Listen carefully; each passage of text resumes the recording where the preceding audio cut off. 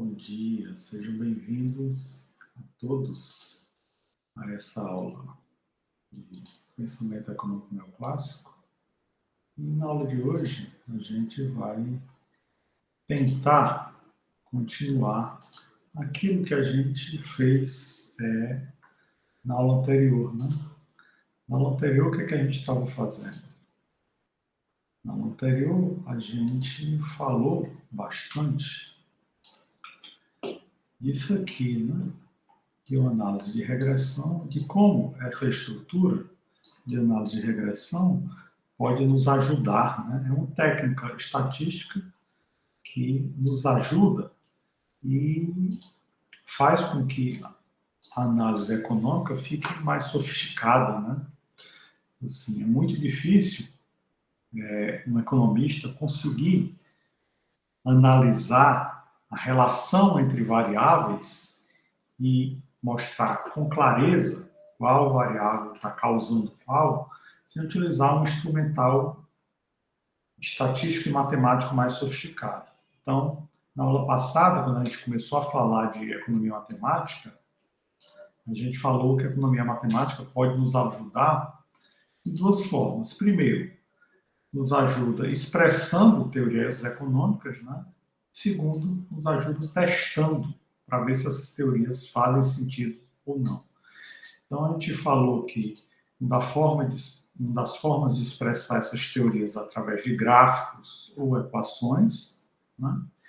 E outra forma que a gente tem de utilizar a matemática é de criar uma equação que vai nos dizer a relação entre as variáveis e testar, né? Aqui a gente cria uma reta de regressão para testar essas variáveis, e aqui as variáveis que eu mostrei para vocês na aula passada é a relação entre faltas e notas dos alunos em uma determinada disciplina. Como a teoria sugere, essa reta de regressão é negativamente inclinada, ou seja, mostrando que notas e faltas estão inversamente correlacionadas, e as faltas parecem explicar uma quantidade razoavelmente alta da nota final da disciplina. Peguei duas disciplinas em horários diferentes e mostrei a relação entre faltas e notas nessas disciplinas. Então, a estrutura da economia matemática ela pode ser útil, e quando o economista faz uma análise utilizando matemática e estatística, essa análise se torna muito mais refinada, é uma análise muito mais sofisticada, e com o passar do século XX, essa análise foi incorporada cada vez mais dentro da estrutura da teoria econômica. Então, vários autores contribuíram para a análise da economia matemática. A gente começa com esse autor suíço, Leon Walras, onde ele é responsável, assim como o Stanley Jevons e o Karl Menger, pela revolução marginalista, né? Jevons e Menger publicaram 3 anos antes artigos sobre a teoria do valor-utilidade. Aí, em 1874, 3 anos depois, Walras deu sua contribuição nesse livro Elementos de Economia Pura, onde desenvolveu ainda mais a teoria que tinha sido escrita por Jevons e Menger sobre a teoria do valor-utilidade. Essa já é uma contribuição suficiente para o Walras ser considerado um dos maiores economistas que já existiram, mas ele não ficou só isso. Ele teve uma contribuição ainda mais profunda e mais sofisticada, que é a chamada análise de equilíbrio geral. Basicamente, o que é uma análise de equilíbrio geral? O que a estrutura da curva de demanda e curva de oferta usada por Marshall para analisar o equilíbrio de mercado nos mostra é basicamente o quê? O Marshall, a criação do curva de demanda, ele estava preocupado em que a curva de demanda machadiana está aqui e ela mostra o seguinte, ela mostra a relação entre duas variáveis, o P e o Q. Então, a ideia básica é o quê?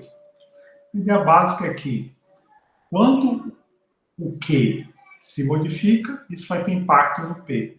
Quando o preço de uma mercadoria se modifica, isso vai ter impacto na quantidade consumida. Então, a ideia é o quê? É uma relação direta, no caso, sinal negativo vai mostrar que essa relação tem uma declividade negativa, né? Então, a relação inversa entre preço e quantidade. Só que, quando o preço se modifica, o Valhalla pensou, será que só a quantidade que vai variar ou será que uma série de outras coisas vai variar? Então, a grande ideia do Valhalla era o seguinte, como se você jogar uma pedrinha no meio de um lago, né? Essa pedrinha vai ter um impacto no meio do lago, ela vai afundar no meio do lago, mas ela vai reverberar, ela vai jogar uma série de ondas para as margens do lago. A onda vai chegar na margem do lago, talvez ela volte de novo para o centro do lago, se essa pedra for suficientemente grande, né, pesada, a onda vai ser cada vez mais forte e vai ter uma série de consequências. Então, a ideia do Valhalla é o seguinte, eu não tenho uma direção só de um preço se modificando e gerando modificação na quantidade. A própria teorização do Marshall, lá em cima, é o quê? Olha aqui, o que é a quantidade ela é afetada? Ela é afetada pelo preço do bem, mas por outras coisas também, né? N, PY, PS, E, T. O que é que isso significa? Isso significa que existe uma infinidade de variáveis que está afetando a quantidade, não apenas o preço do bem. Então, o Valhalla, ele pegou exatamente isso, dizendo o seguinte, ó, a gente altera uma única variável e aí isso desencadeia uma série de outras variáveis se modificando, né? É como se fosse se jogar uma pedra no meio do rio, então isso vai gerar uma onda, essa onda vai afetar tudo o que tiver naquele lago, né? No rio não, no lago, até chegar à margem. Então tudo que tiver entre o centro do lago e a margem vai ser afetado por esse processo. Vai gerar um processo de ajustamento. Essa onda vai ter uma série de consequências, até que finalmente chega na borda do lago. A onda se espalha, depois tem algum efeito para dentro do lago, se espalha e volta, se espalha e volta, até tudo se acalmar de novo e o lago ficar plácido, ficar com as águas tranquilas, sem nenhuma modificação mais. Então, a ideia é o quê? É substituir o equilíbrio parcial pelo equilíbrio geral. O que é equilíbrio parcial? Uma variável afetando a outra e tudo mais constante. O que é equilíbrio geral? Uma variável afeta a infinidade de variáveis que vão, por sua vez, afetar uma outra infinidade de variáveis. Então, uma única variável variou e aí isso desencadeia modificações em todas as variáveis da economia. Isso é equilíbrio geral. Então, pegando um exemplo prático, aumento do preço do petróleo. O que o aumento do preço do petróleo vai gerar?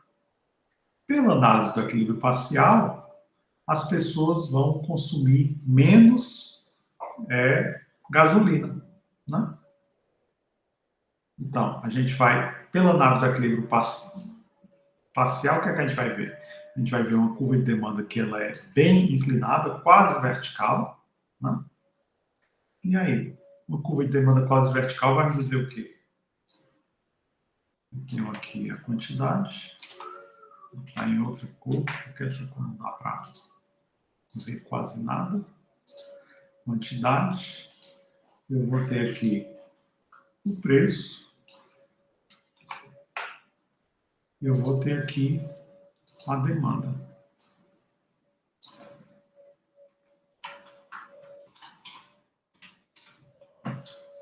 Preço, quantidade e demanda.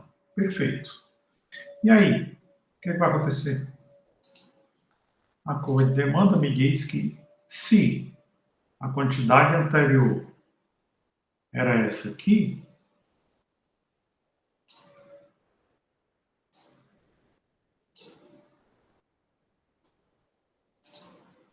essa quantidade anterior aqui, sei lá, que linha, estava relacionado a um preço P linha, certo?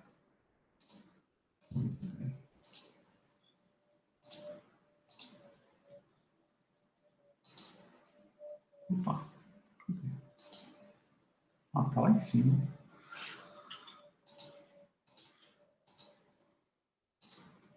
Aqui embaixo. P linha. E aí, agora, o que foi que aconteceu? Eu disse que houve um aumento aqui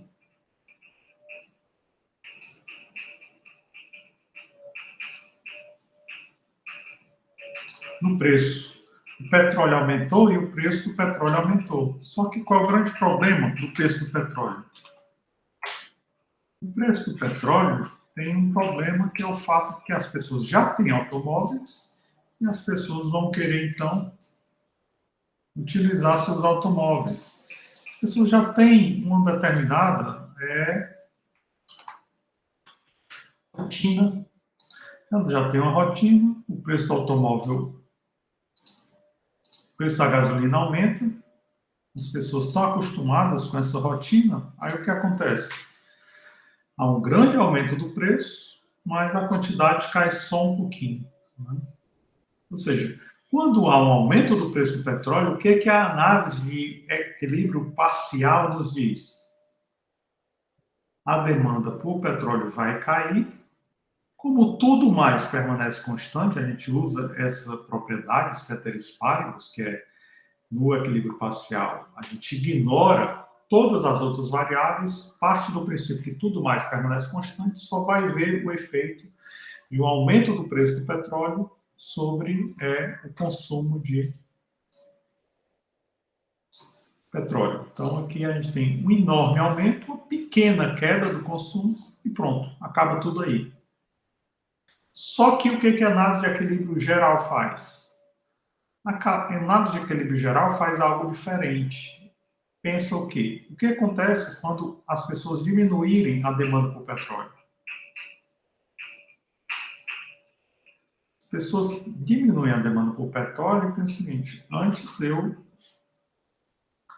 ia para o trabalho, deixava as crianças na escola, saía para hospital, clínicas, encontrar os amigos, sempre usando o carro. Agora, como o petróleo está mais caro, inicialmente eu posso diminuir um pouco esse consumo, só que aí, o que acontece se eu diminuo só um pouco? O preço do petróleo aumentou muito.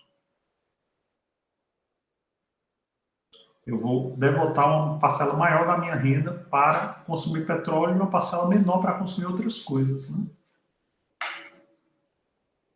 Então, se isso acontece, eu deixo de ir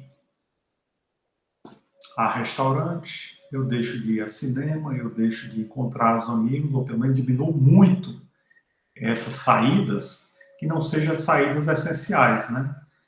Saída essencial, o quê? Saída para ir trabalhar, saída para deixar as crianças na escola e ir para o hospital, para a clínica. Todas as outras saídas diminuem bastante. Só que isso ocorre no curto prazo. Por quê? Depois de devotar bastante recurso a consumo de petróleo, depois de um tempo pode ser o quê? Pode ser que eu simplesmente venda meu carro e passe a andar de Uber. E aí, com isso, eu devoto uma quantidade adicional da minha renda a consumo de outros bens, bens que estão substituindo o petróleo. Né? Deixo de ter um carro, passo talvez a comprar uma bicicleta, passo a comprar mais livros, consumir mais eletricidade, porque eu fico mais tempo em casa, então vou passear com a família no parque, fazer uma série de outras coisas. Então, o que está acontecendo? a gente vê efeitos de curto e longo prazo. No curto prazo, ocorre isso aqui. No longo prazo, o que é que pode ocorrer? Pode ocorrer algo assim, né? Se o preço cair no longo prazo, as pessoas podem passar a consumir muito mais. Ou se o preço subir, um efeito no curto prazo de uma subida é o quê? Uma queda bem significativa. Aqui o que acontece? Aqui o efeito significa uma queda muito grande do consumo de petróleo, né? Por quê? Porque a demanda agora está mais elástica. O que significa o quê? A esse mesmo preço, o consumo de petróleo vai ser bem menor. Vai ser aqui, né? Não vai ser mais esse Q, duas linhas, azul claro, vai ser um Q bem menor. Então, no curto prazo, bens como o petróleo têm uma queda pequena de seu consumo quando o preço sobe muito, mas no longo prazo eles vão ter uma grande queda de consumo quando o preço sobe bastante. Por quê? Porque aqui a gente já incorpora uma análise o quê? De equilíbrio geral, né? A gente incorpora uma análise para mostrar que todas as variáveis da economia estão interrelacionadas. Essa é a grande sacada do Valhalla. Ou seja, ele viu que todas as variáveis estão interrelacionadas, então o que é que tem? A gente tem como consequência um aumento e queda de preços dos mais diversos bens da economia. Então, no caso específico do petróleo, no primeiro momento, usando a análise de equilíbrio parcial, o que é que a gente vai ter? A gente vai ter um aumento do consumo. O aumento do preço gera uma pequena queda do consumo do petróleo, então as receitas das empresas petrolíferas vão aumentar muito no curto prazo. Com o passar do tempo, as pessoas se adaptando a uma queda do consumo da gasolina. E as pessoas começam a consumir outros bens que substituem gasolina. Por exemplo, vende o carro e compra uma bicicleta. E aí os bens complementares ao automóvel, como, por exemplo, seguros para automóveis, então lavagens de automóveis, os lava-jatos no fim de semana, todos esses bens ou serviços complementares ao uso do automóvel também vão diminuir a sua demanda, né? No caso de motos, capacetes ou acessórios para moto. Então, a ideia básica do equilíbrio geral do Valhalla é exatamente essa, né? Imaginar que um mercado não existe isolado e todos os mercados estão interrelacionados. Então, a ideia do Valhalla é o quê? As pessoas têm uma demanda pelo bem 1, uma demanda pelo bem 2, uma demanda pelo bem 3, até o quê? Demanda por N bens, os serviços da economia. Se a demanda por N bens ou serviços da economia, então eu vou ter a oferta do bem 1, a oferta do bem 2, a oferta do bem 3, a oferta do bem, o serviço N, né? O que vai fazer com que eu também tenha preços. Preços para 1, preços para 2, preços para o bem ou serviço 3, até preços para bem ou serviço N. Então a gente tem o quê? Um sistema de equações, onde a demanda do bem 1 é dada pelo preço do bem 1, preço do bem 2 e o preço de N bens na economia. Mesma coisa a demanda do bem 2, mesma coisa a demanda do bem 3 e assim por diante. Então, eu tenho um sistema de equações e a oferta. A mesma coisa. A oferta do bem 1, as empresas que vão produzir esse bem 1 vão olhar o quê? O preço que elas vão receber para cada bem vendido, mas também os preços que elas vão deixar de receber se elas estivessem produzindo outros bens. E aí o que acontece se esse preço aqui for baixo e esse preço aqui for alto? É possível que algumas empresas vão deixar de produzir S1 e vão querer produzir S2. Isso, obviamente, vai acabar afetando os preços de 1 e 2. Então, é um sistema de pesos e contrapesos, né? Como se fosse uma balança. Quanto mais você pesa de um lado, o outro lado sobe. Quanto mais você pesa do lado de lá, do lado de cá sobe. Então, ficar com esse sistema, em algum momento, essas movimentações vão diminuir até se chegar a um equilíbrio. E ambos os lados vão estar pesando da mesma forma. Então, a ideia é criar esse sistema de equações, e esse sistema de equações com infinitas variáveis, a gente vai pôr todas essas variáveis para conseguir calcular o valor final de S1, S2, Sn, D1, D2, Dn. Então, a ideia básica é o quê? Todas as variáveis da economia estão interrelacionadas. E aí você vai conseguir o equilíbrio não apenas em um mercado isolado, mas em N mercados. E o que acontece se os mercados não estiverem em equilíbrio? Eles vão estar se modificando até se equilibrar.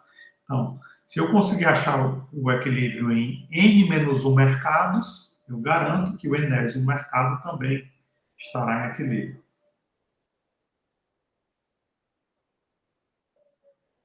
Isso, obviamente, expande muito o horizonte da economia, né?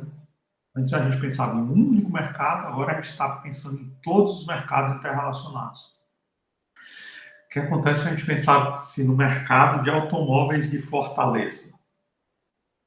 Imagine que o mercado de automóveis de Fortaleza esteja superaquecido, os preços estão lá em cima e a demanda cai. Tem pouco automóvel e muita demanda por automóvel.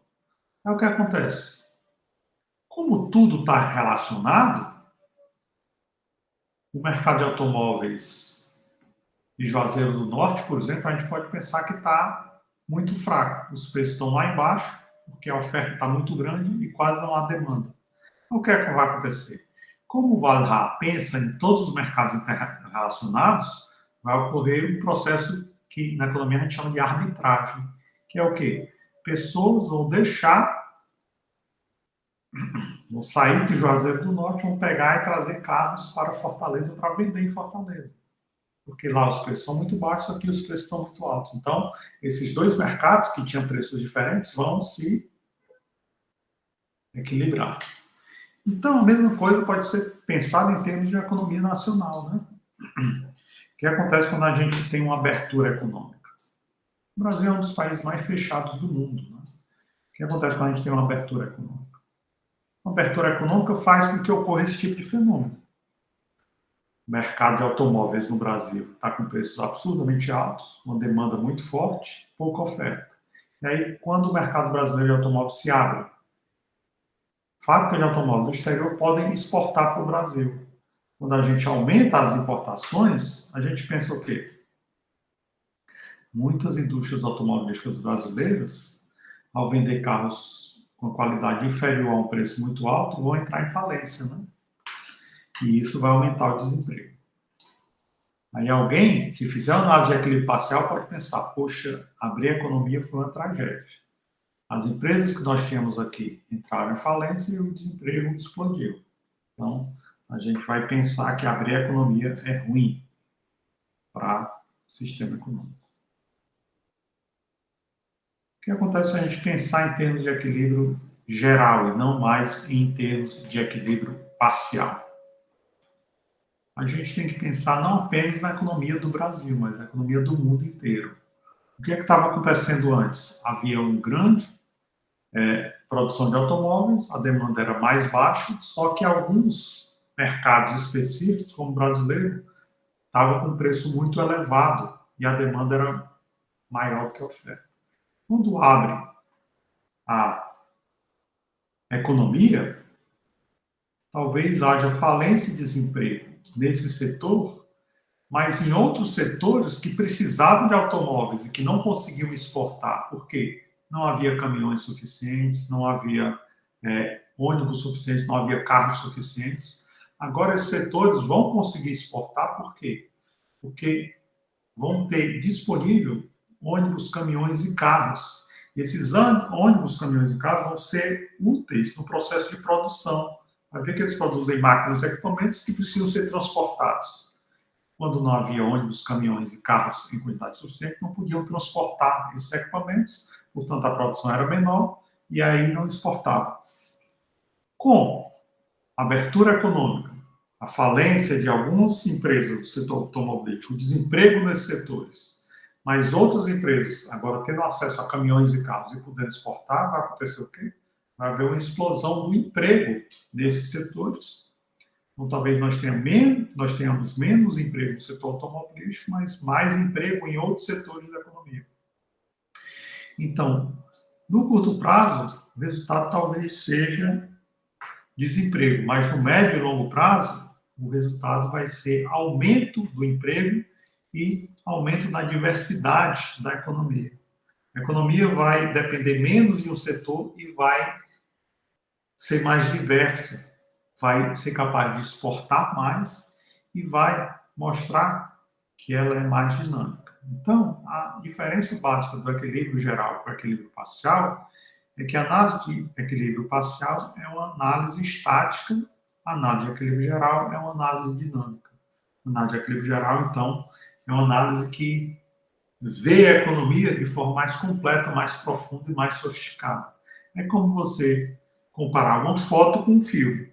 Uma foto, ela serve para lhe dar uma ideia muito boa daquele momento, que estava acontecendo nesse momento. Né? Você tira uma foto. E o que é um filme? Um filme é uma série de fotos encadeadas, né? Talvez 24 fotos você mostrar por segundo, você tem a noção de movimento. E aí você tira milhares de fotos, põe uma atrás da outra e passa muito rápido de uma para outra, então você tem essa noção de movimento. E a noção de movimento, obviamente, é uma noção que mostra algo muito mais completo, muito mais sofisticado e dinâmico, né?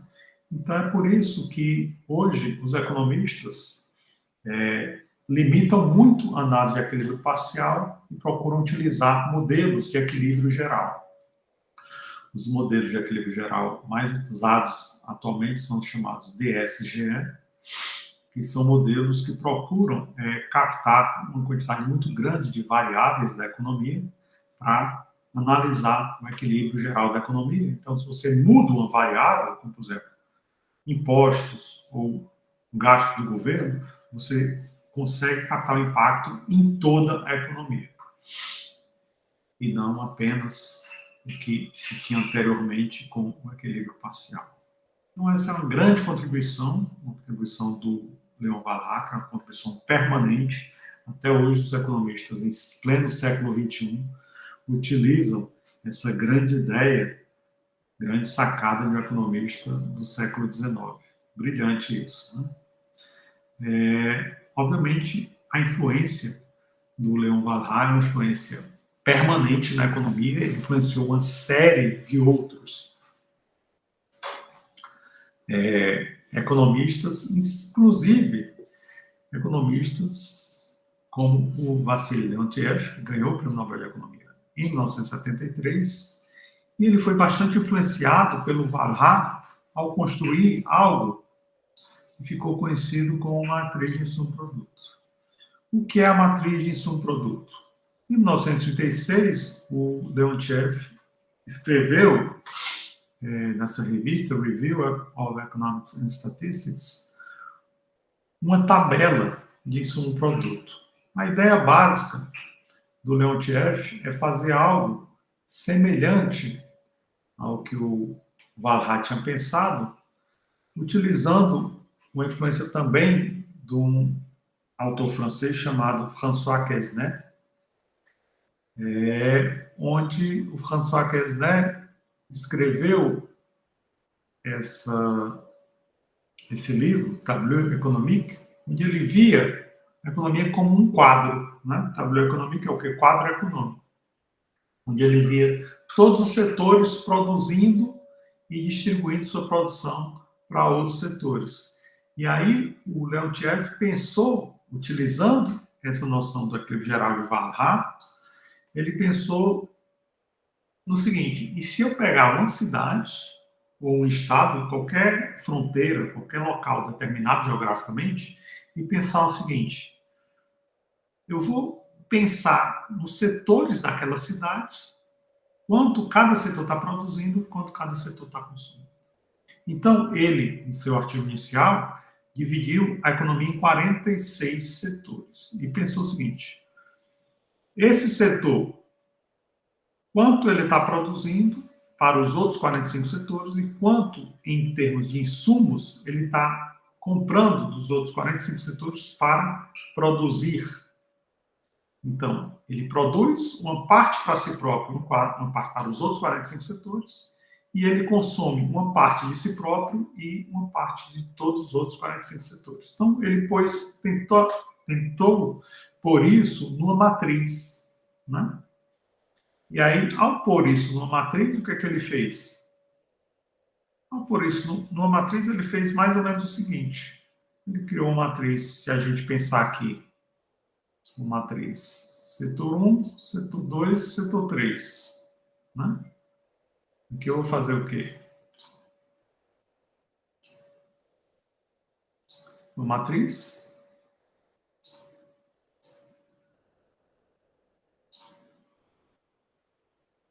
Um pouquinho mais para cá.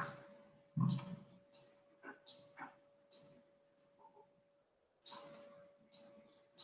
que a gente faz? Vamos pensar não 46 setores, mas em 3 setores. Então, eu pego 3 setores. Eu vou pensar no setor 1, S1, S2 e S3. O que é que esse... E aí aqui, o que é que eu faço? O setor 1 vai ter uma demanda do setor 1, o setor 2 vai ter uma demanda do setor 2, e o setor 3 vai ter uma demanda do setor 3. Muito bem.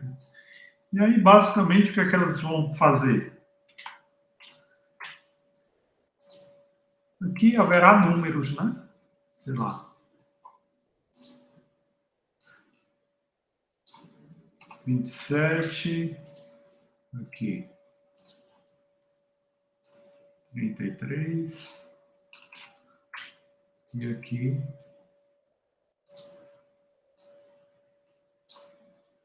40. O que é que está dizendo? Esse setor aqui, o setor 1, está produzindo, e aí 27 está sendo consumido pelo setor 1, 33 está sendo consumido pelo setor 2, 40 está sendo consumido pelo setor 3. É como se a gente pensasse agricultura, indústria e comércio. Né? Então, a agricultura está produzindo alimentos, 27% desses alimentos está sendo consumido pelo setor 1, 33% pelo setor 2 e 40% pelo setor 3. E assim por diante, né? E aí, a demanda do setor agrícola era o quê?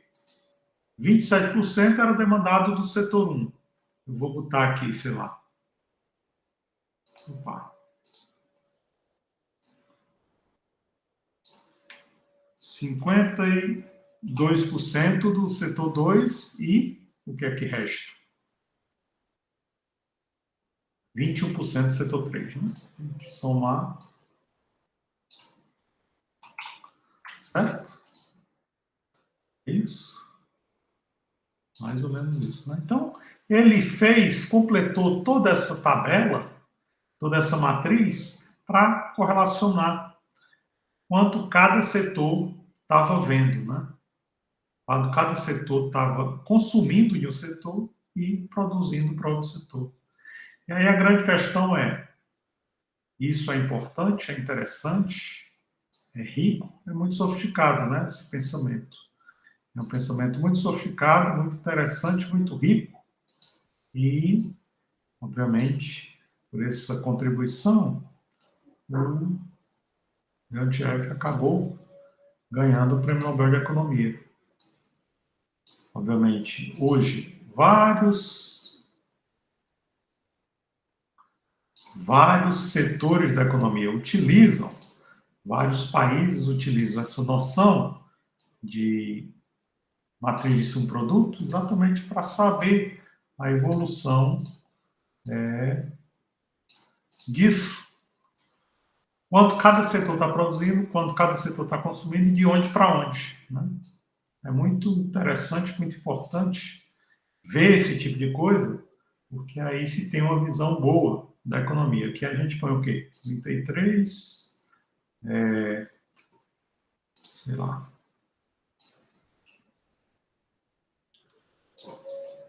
45, e aí isso aqui a gente põe 45, aqui vai dar o quê? 45 com 52, aqui vai restar só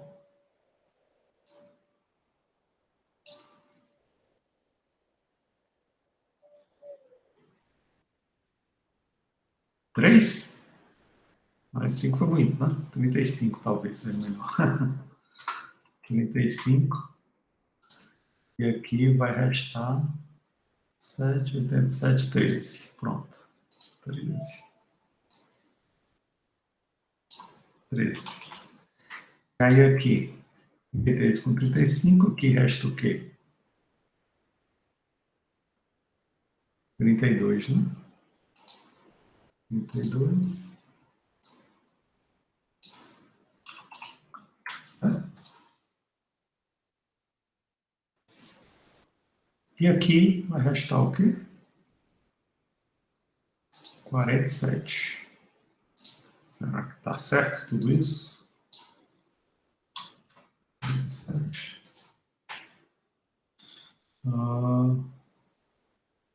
Tá certo. Então, o que é isso? Que é uma matriz de subproduto, como pensada pelo Leontiev, né? Cada setor produzindo para si, para os outros setores, no final, tudo tem que dar 100, né? Cada linha tem que somar, dá 100, cada coluna tem que somar, dá 100. Que é o quê? 100% do que é produzido é consumido. E aí, é algo muito útil?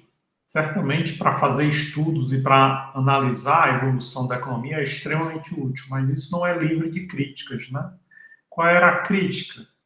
A crítica era o seguinte: se você constrói uma matriz do subproduto para o ano de 2020, quando você olhar para o ano 2021, talvez não seja da mesma forma.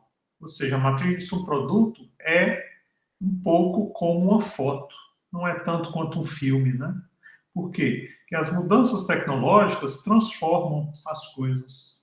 E essas transformações fazem com que uma matriz de um subproduto de um ano já não sirva para o ano seguinte. Os defensores de Leontiev dizem o seguinte: as mudanças tecnológicas são lentas, então, se uma matriz de subproduto de um ano não for rigorosamente igual à do ano seguinte, pelo menos ela vai trazer uma certa aproximação, né? Não é rigorosamente igual, mas é parecido. Então, haverá pequenos desvios, não vai haver uma grande, avassaladora mudança de um ano para o outro. Vai haver um pequeno desvio, certo? Muito bem. E aí a gente acaba a aula de hoje com... Não sei se eu já começo, acho que eu vou acabar a aula de hoje por aqui. Na próxima aula a gente fala do von Neumann e do Morgenstern, porque também tem que falar do Higgs, né? Então, é muita coisa, e hoje a gente já utilizou muitos conceitos, muitas ideias novas, então a gente vai parar por aqui. Aí, quando chegar na próxima aula, a gente fala sobre o von Neumann, o Morgenstern e o John Higgs. Ok? Então é isso, a gente fica hoje por aqui. Até lá, tenham todos uma ótima semana e a gente se vê na próxima aula.